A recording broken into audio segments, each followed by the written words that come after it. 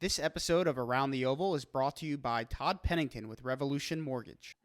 Hey, Ohio State fans, Alex Gleitman of Buckeye Scoop here, back with another edition of Around the Oval presented by Todd Pennington with Revolution Mortgage.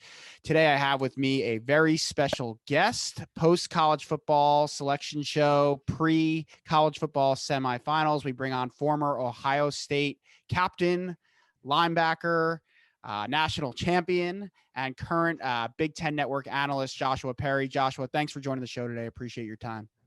Absolutely. No, I'm definitely glad to join. Awesome. So we were just talking. It's kind of crazy. It's been 5 years, I guess, since you last strapped on the pads for the Scarlet and Gray. Obviously, you were selected by the I guess at the time San Diego Chargers, and currently Los Angeles Chargers in the NFL. You had a little bit of run with them. I know a few other teams, and then you decide to hang it up after a few years, move on to life off the field. Before we get into that, just talk us through your time in the NFL and what led you. I know you had some injuries and whatnot, but what led you to decide to focus your career on media and some of the other things you're doing? Yeah, it was definitely a unique time. NFL very different than the college game. Obviously, on the field, everybody's really good, and it's something that takes a little bit of adjusting to for a young player. But the other thing is that was my first time really being far away from home and having to assimilate to a new culture and a new locker room. And so there are the adjustments that come with that.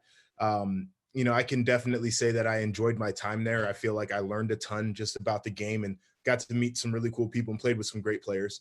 Um, I feel like I had what is a typical NFL career. It wasn't very long, played for a couple of teams. Like I feel like a lot of guys have that experience, but it was definitely a fun experience. Got to go out west, enjoyed my time out there.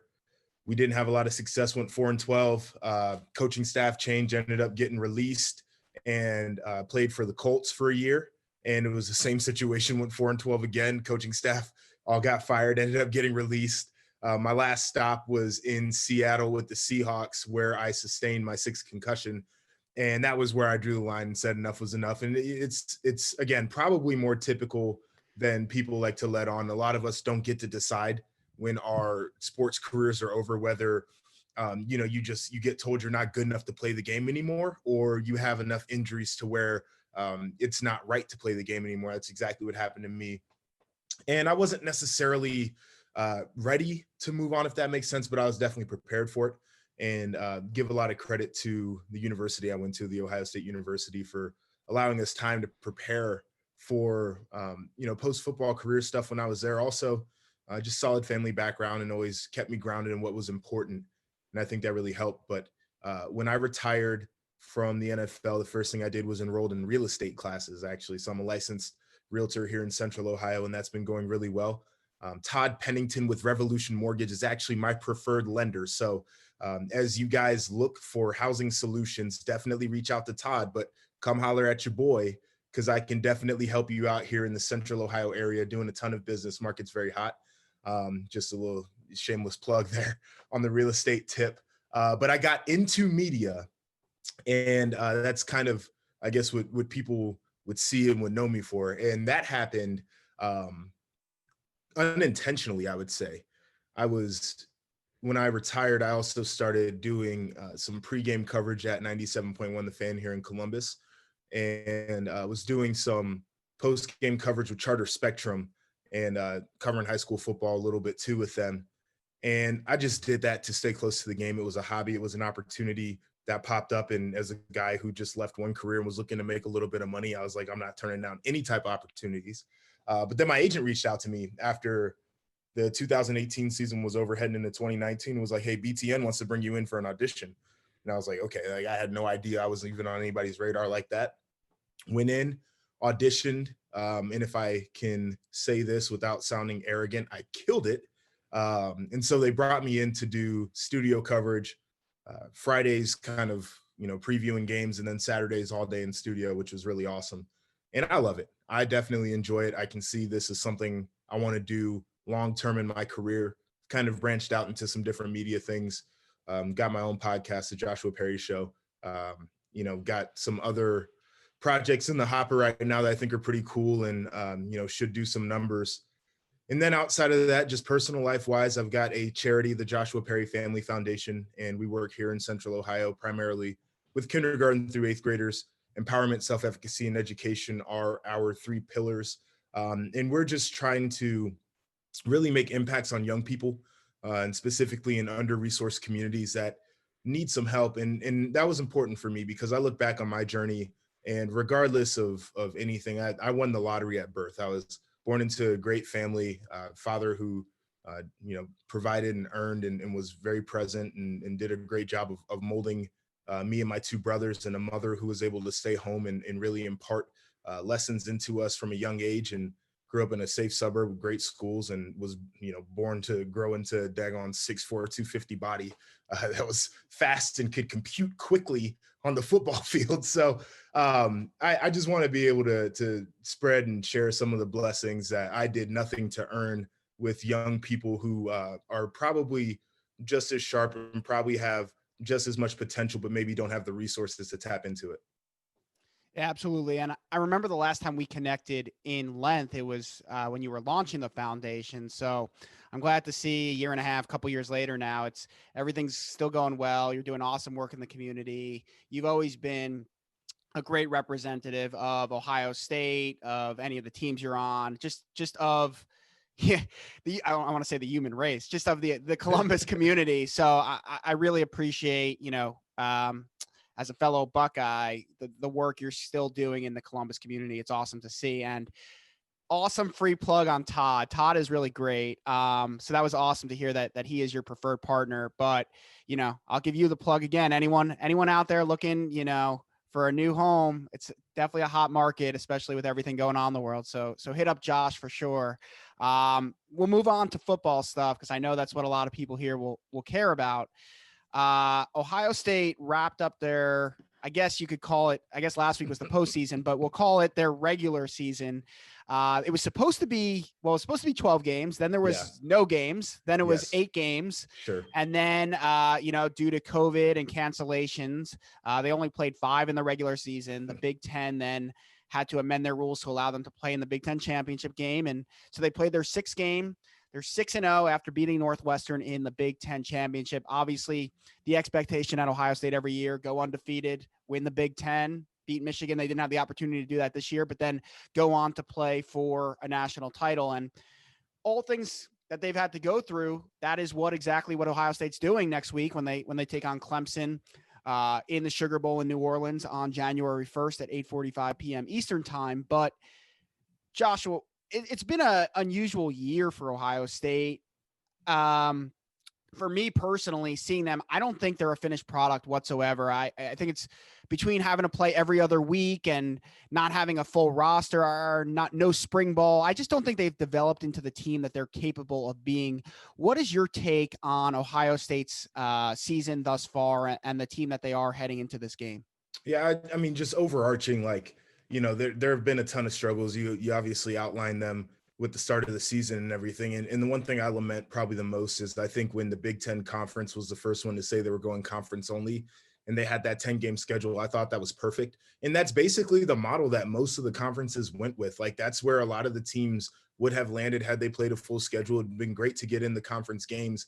And then they pulled the plug, and I'm probably a little bit more understanding than like a rabid football fan of how and why they got to that conclusion. Whether or not I agree with it is a completely different topic, but then Ohio State was left with what they were left with. And it was, I think once we saw the 8-game schedule, no breaks in there, we figured a likely outcome would be that Ohio State wouldn't be playing every week back to back. Like, there were going to be issues, whether it was on their own, whether it was another team, something was going to happen that would prevent the Buckeyes from playing a full schedule. And that definitely put them at a disadvantage, not only with the on-field product, like you said, not having spring ball, but nationally with the other conferences opting to play more games. And so now we sit here and we look back, and as we look in the rear view, I agree with you 100%. Ohio State, definitely not a finished product right now. And it's not just the lack of games or the lack of continuity in playing games, like you said, where you're on 1 week and then you might have 2 weeks off before you play again. But Ryan Day had mentioned that sometimes they had to go and practice in pods They couldn't get everybody together because they wanted to make sure that when they had numbers rising on their team, that if there was maybe one position group that was hit a little bit harder, or they wanted to make sure that they could keep most of their starters intact, and they have to go with the third team, or whatever the case is, like that's really difficult. That's a hard way to practice because you don't have your team there. You can't get the looks the way you want to. Like, I'm sure there was one point during the season where they probably had interns and GAs and analysts and quality control coaches like giving the scout team look because they didn't have enough guys to practice the way that they wanted to. That's an issue. And so, all things considered, it's almost miraculous that Ohio State made it to the point that they were at. And running through the Big Ten schedule, like, we thought Penn State was probably going to be better. Maybe Indiana was a surprise at how good they were, but there was no question that Ohio State would have been favored to win all of those games and should have won all of their regular season games. But I think to do it as convincingly as they did in some of the games, I think to do it with the lack of continuity was impressive. But now we're here at big boy ball in the playoff. There's no excuses anymore. There are obvious things to correct up. I know we'll get into some of those, but just to have the opportunity to play in a college football playoff, especially the way that this year ended up lining up, I think that's a dub for the Buckeyes. Yeah, and last week, I think it's interesting. I expect, Ohio State was nearly 3-touchdown favorite. They were missing a lot of guys. Really, the key ones being Baron Browning, Chris Olave, and Drew Chrisman. Zach Hoover actually filled in admirably at punter. He did a great job. And I thought Justin Hilliard did a tremendous job filling in for Baron Browning, which has to make you confident, at least going into the Clemson game, if for some reason Baron's not available. I thought it was very clear, though, that Ohio State missed Chris Olave on offense. Just the rhythm between Justin Fields and his receivers seemed to be a little bit off. All year, he's really trusted Olave and Garrett Wilson. They've seen most of the targets. He hasn't really gone to some of those younger guys, some of the tight ends, but it was, there's no doubt. I think Ryan Day would tell you it was a disappointing performance, especially on the offensive side of the ball. I thought the defensive side of the ball did some really good things now, 2 games in a row. Maybe not the best offensive opponents, but looking back at that Big Ten championship game, what do you make of that? Do you have major concerns about this offense now facing 2 good defenses, struggling a little bit, second half against Indiana and now the full game against Northwestern? It's really interesting. So I'll say this. When I learned that Baron Browning was out of the game plan, I wasn't that worried because coming into the season, we talked about the linebacker group as a unit that had 7 guys that could play. We felt like they were really deep.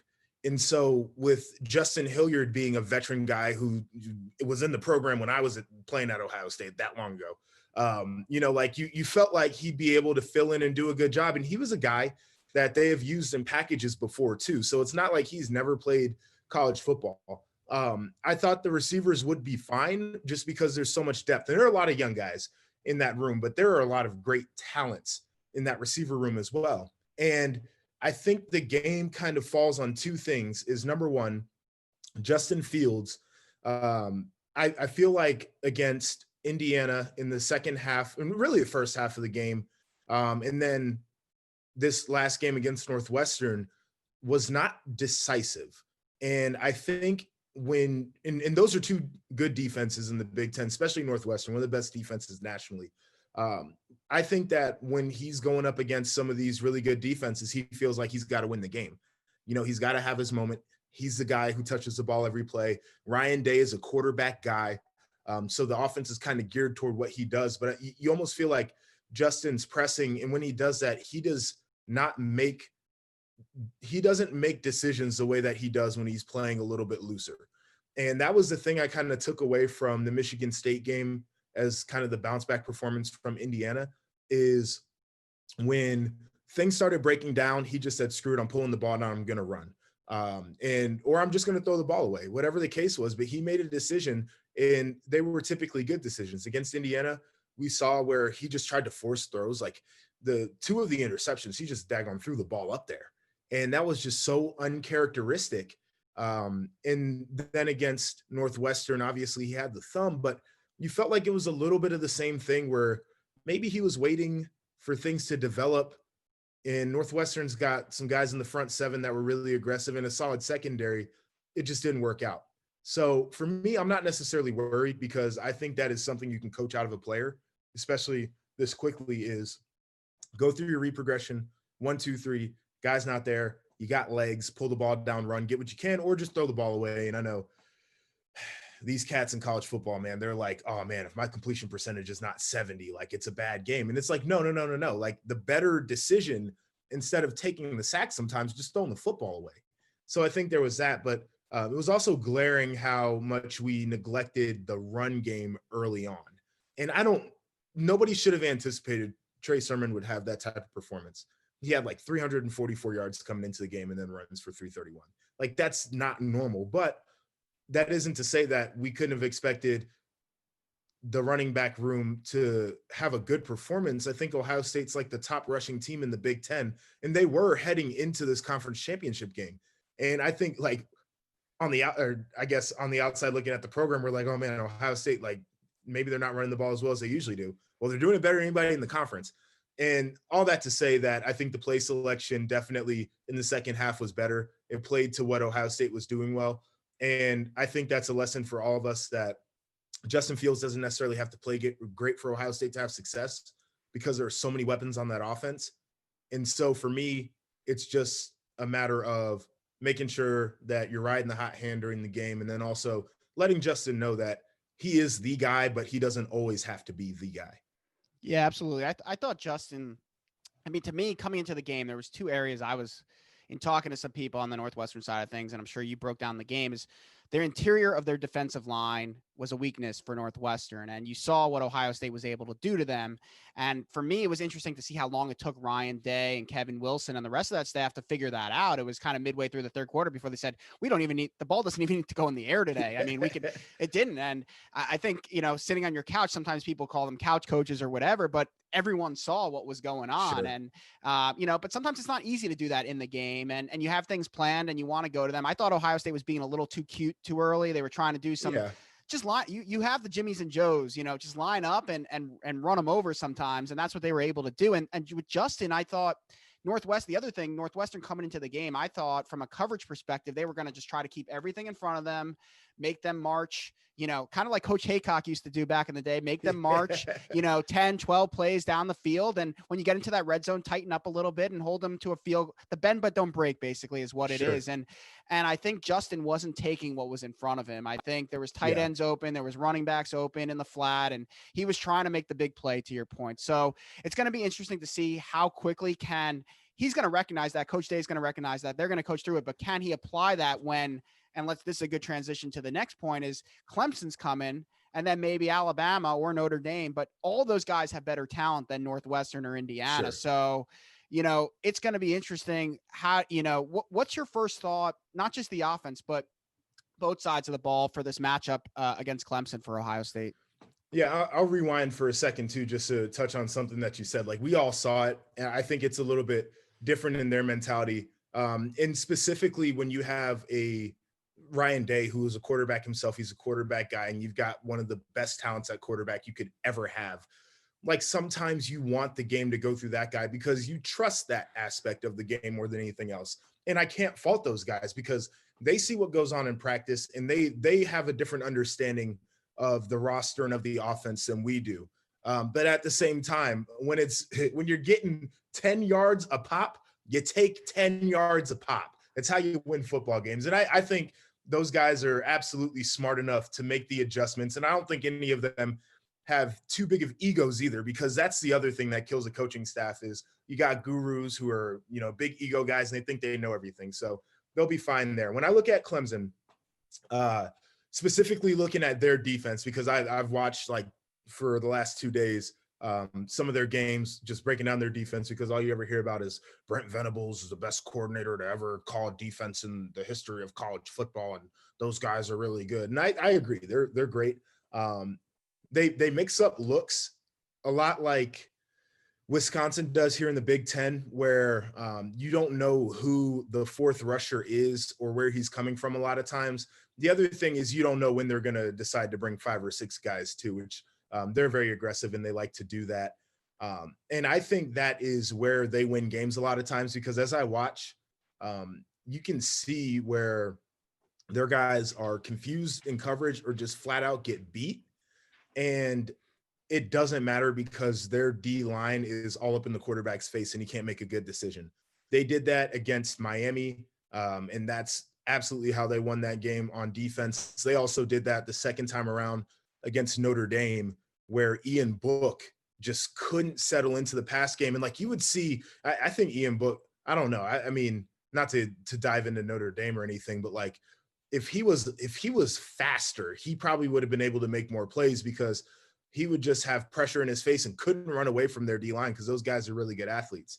But Ohio State's going to have their shots to take advantage of Clemson's secondary.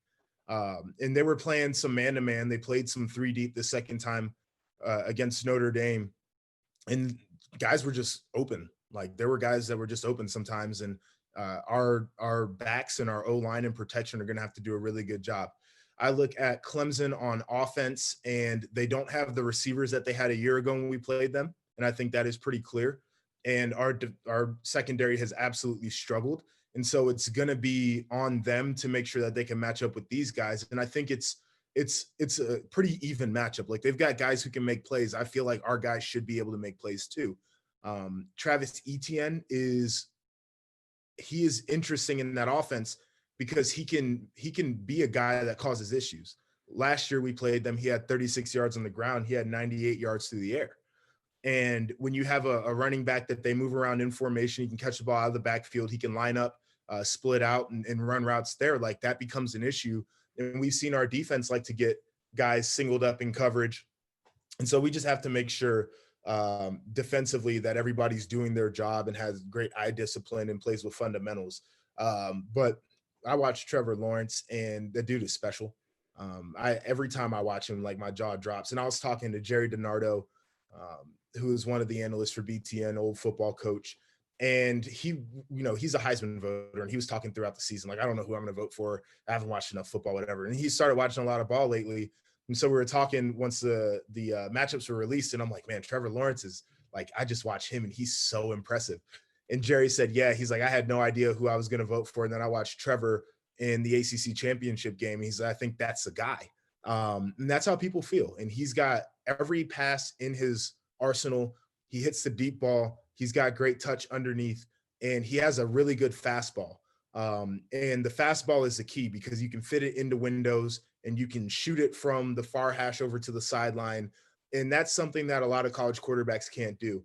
And so it is going to be paramount for Ohio State to apply pressure to him, because one thing I have noticed is Clemson's O-line is not elite, and Trevor Lawrence does not want to get hit this late in the year because he's about to be the first overall pick.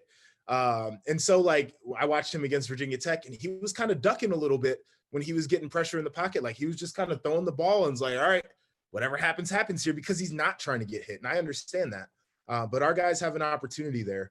And then we have to be ready for Trevor to run the ball too, which is something we saw last year. But we also saw him do a little bit of that this year against Virginia Tech, and then late in the year against Notre Dame again when they matched up in that second matchup. So they've got some things, but it's weird because people down south think that Clemson's just going to blow Ohio State out.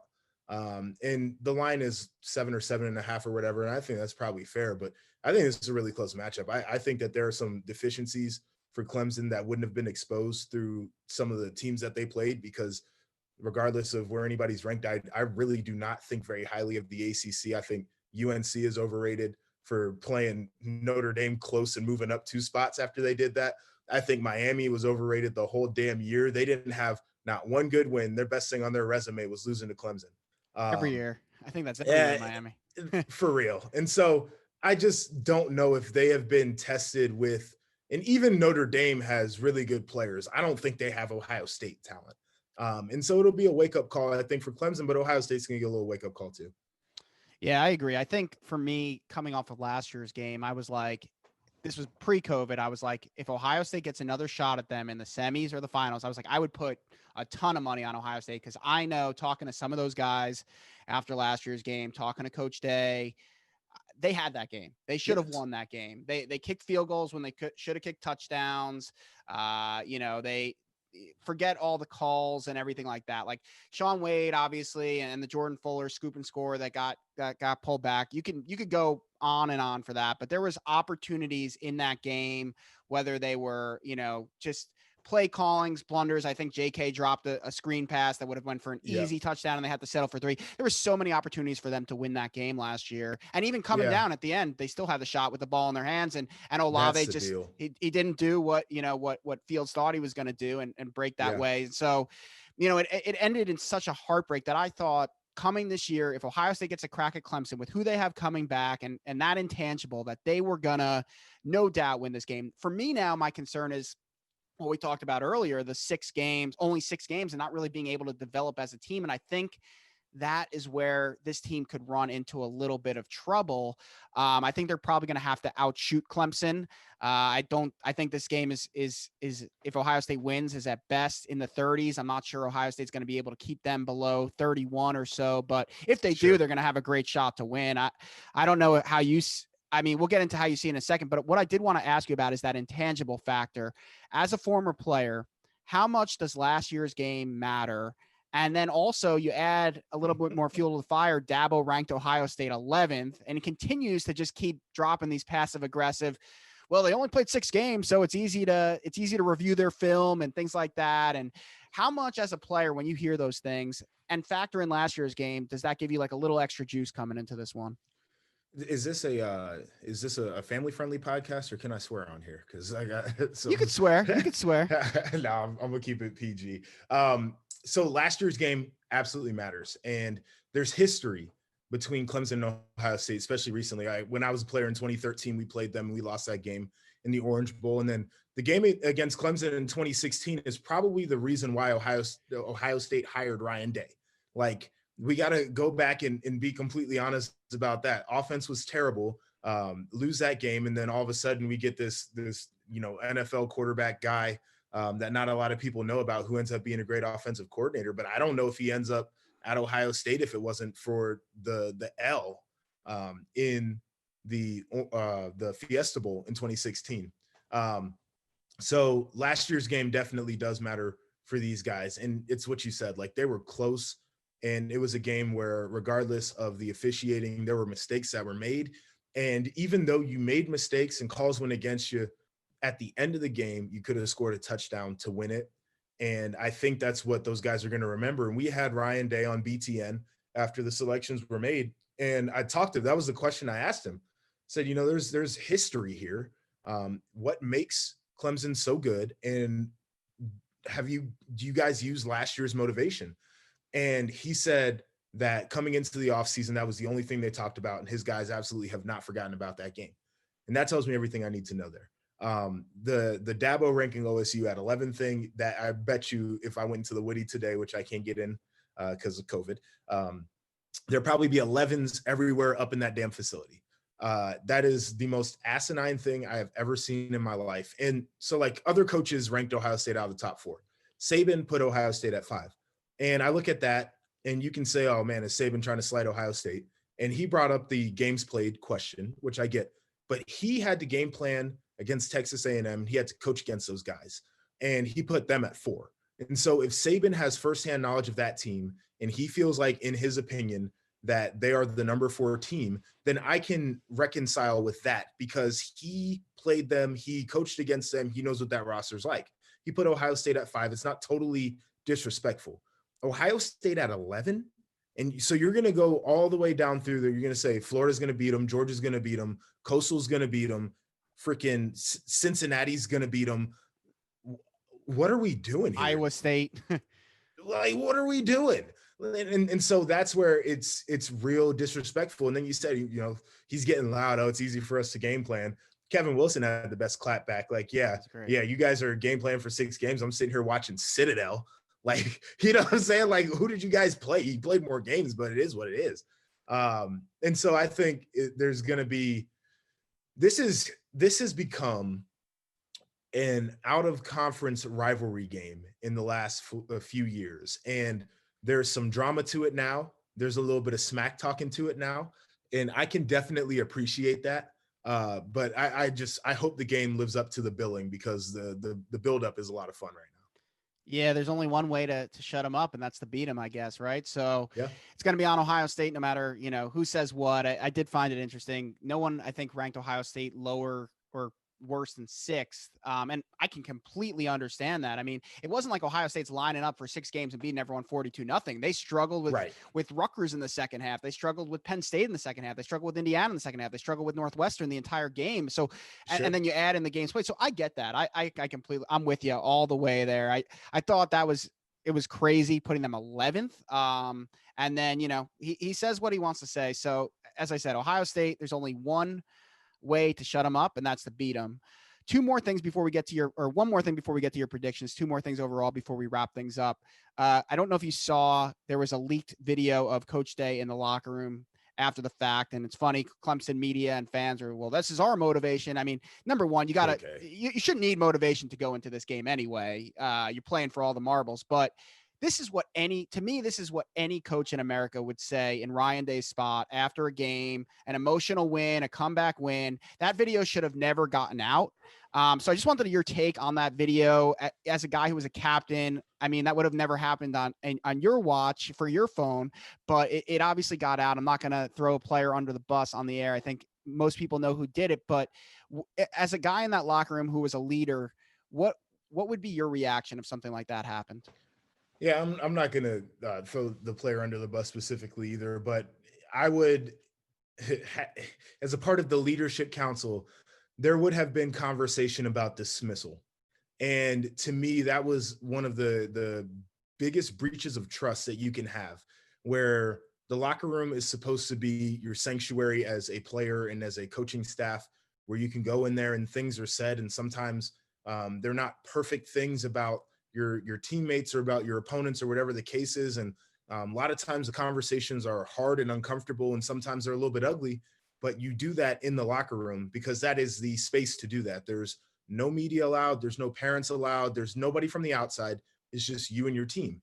And you're supposed to be able to talk to your team like that in those situations. And anytime you do that, and then the message gets out, whether somebody is just talking to the media about whatever the message was, or you get the live stream video, that I think it's unacceptable. um Now, what Ryan Day said, you're 100% right. That's just it's so common for a coach to be fired up like that and give that exact speech. And what he said in the media, we don't have to play these guys a bunch of times. We just need to play them one time, and we need it to be our best game so we can beat them. And Brian Kelly said the same thing on ESPN. He said, we're playing Alabama one time, and we just need our guys to play their best game one time against Alabama. So if we're going actually through the content of what was said, he used a little bit of colorful language. We're all adults, so let's get over that, because when I sit in production meetings at BTN or when I'm on a conference call for my real estate job, people use that type of language. We're adults. So that's just kind of how it goes. But the fact that he said that he won game to beat somebody's ass, like, I don't know what else you want your coach to say. Like, if your coach isn't saying that, then you probably got the wrong coach in the building. But they can use that for motivation. It's perfectly fine. I'm sure players will kind of look at that and be like, okay, well, Dabo said the same thing to us, so like, how am I going to be mad? But great teams also come up with those things. We see the Patriots all the time. Nobody believes in us. Well, okay, well, when Tom Brady was daggone quarterback, everybody believed in the Patriots, and we see Alabama do the same thing where, they create their own little controversy and they create their own little adversity throughout their program because, they're a team that a lot of people expect to have success. I think Clemson's probably just looking for something with that. The bigger issue to me is you can't infiltrate the locker room like that and tear apart everybody's trust by leaking that information. Yeah, 1,000% agree. And it's funny when when I saw that video, I was thinking of like the Little Giants speech, the one time. So I was like, even back then, they were going with the one time. But no. Last question here. Let's break it down. People want to hear what your predictions are. I want to hear both semifinal games and who you think is going to be playing for the college football championship. Yep. So I think you said it earlier, and I agree 100%. Is and maybe not so much in the Alabama Notre Dame semifinal, but this one, I think points are going to be scored. And I think the committee actually likes Ohio State and like the other teams that are in there because they can score points, and that's just where the game's going. So I think Ohio State does edge it out because there are some matchups that are gettable. I think the motivation factor as well is going to be huge. And if it's one thing that I know is that Ohio State teams as of late do a really good job anytime they're doubted, anytime they're underdogs. Ryan Day knows how to get those guys right. They've got great coaches on that staff who have a little bit of time to prepare. So I like Ohio State in a close one. I'm going to go 38-34 or 38-35 is my final score for that game. And then I think Alabama blows Notre Dame out of the water. And it's no slight against Notre Dame, but I think Alabama's just that good. And it's their defense maybe isn't what they typically are, but their offense has some weapons. That offense is a problem. When I look at that, like if we get to do this little breakdown for an Ohio State Alabama national title game, I might have a little bit more reservations going into that one, but I could see that one being a 42 to 20, 42 to 14 type of affair. Alabama running away with that one. So we'll see as they line it up. I think it'll be one semifinal with Ohio State and Clemson. That's just going to be potentially the game of the year. A lot of build up to it, ton of excitement, some drama in the lead up. And then Alabama Notre Dame is going to be the one where you're going to want to get the aerial shot of the teams because of the beautiful uniforms and the Golden Dome helmet and, just very traditional look that we'll see on the screen, but I don't know how good of a game it's going to be. Yeah, I'm with you. I still have to break down Ohio State and get to where I'm going to be with my prediction, which we'll have on Buckeye Scoop for our staff picks next week. For Alabama, I think it's, like a 49-14 type of game. I think there's a reason that they ended up putting that Alabama game, the earlier game, and the Clemson Ohio State game in prime time. So I'll just leave it at that. We'll see, but I think Ohio State is definitely, if they do somehow, it's going to be interesting for me if they get by Clemson. Is it going to be like when you guys won the title, where you weren't losing that Oregon game. You just weren't. And is it going to be like you just got through that much adversity and you finally broke through? You guys beat Bama, and then it's like you're not losing to Oregon. You're not finishing the job. You're not finishing the job. And I could see that for Ohio State, but I also think Devontae Smith would be my Heisman vote if I had one. I think he's the best player in college football. You could give it to any of those guys. They're all amazing. I think Trevor missing games for me makes it Devontae or Mac Jones. I think Mac is a very good player, but I think he's got so much talent, the O-line, the weapons at his disposal. Yeah. So I give Mac's it to not Devontae. the best player on his daggone offense, in my opinion. Yeah. Like I couldn't give it to him just based off of that. Devontae, I agree with you. I don't know. I watch that guy, whether it's daggone offense, whether it's special teams, he's special. Yeah, he's special. I mean, he's the real deal. I think he's what Ohio State fans hope that, a guy like Jamison Williams could potentially grow into with that crazy speed, Ted Ginn type of player, almost Devin Smith sometimes with the way he tracks the long ball. So yeah, Joshua, thanks for breaking everything down with us. I definitely would love to have you back if Ohio State does end up playing Alabama. Would love to hear your thoughts on that one, but I appreciate your time on this afternoon of Christmas week, and good luck on the air this weekend. And, as we said, make sure one more call out. If you guys need a home, hit up Joshua and then hit up Todd Pennington with Revolution Mortgage to kind of finance your home. So Josh, thanks again. Appreciate your time. No, I appreciate you having me. This episode of Around the Oval was brought to you by Todd Pennington with Revolution Mortgage. If you've been thinking about refinancing or buying a house, check out our sponsor, Todd Pennington with Revolution Mortgage. They offer low rates for refinancing and home purchase loans, including first-time home buyer programs, down payment assistance, and cash-out home equity loans. Check out revolutionmortgage.com/tpennington.